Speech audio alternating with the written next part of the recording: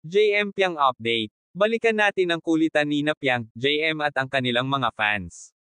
Sa video na pinakita ng isang fans, nakakatawa ang reaksyon ni Piang habang hindi ito tinitigilan ng tawag sa kanyang pangalan.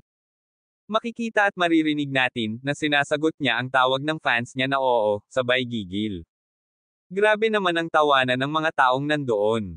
At ito ang nakakatawa, nung sumakay na si GM sa van, ay hindi pa rin tumitigil ang mga fans, sa kakababay sa kanila. At heto ang nakakatawang ginawa ni JM. Inilabas niya ang isang phone galing sa bulsa niya, at sabay sabi, magtapatan na lang tayo, sabay tawa. At guys, alam nyo bang, sinite siya ni Piang dito, at ang sabi ni Piang ay, hoy CP ko yan. Mas lalong nagtatawanan ang mga fans na nakarinig sa sinabi ni Piang. Kilig na kilig naman ang karamihan dito, talaga namang si JM talaga ang tagadala ng cellphone ni Piang. So cute at always talaga nakakilig ang dalawa. Sabi ng mga fans, ang bait ng pakitungo ni Piang sa mga taong nakapaligid sa kanya. Parang tropa lang daw ang pakikipag-usap niya sa mga fans nila at pati na din si JM.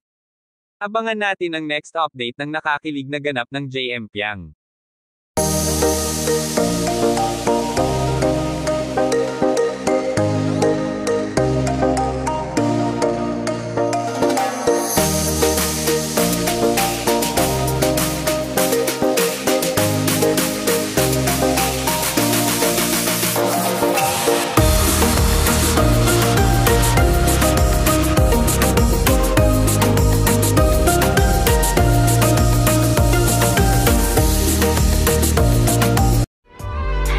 Thank you for watching.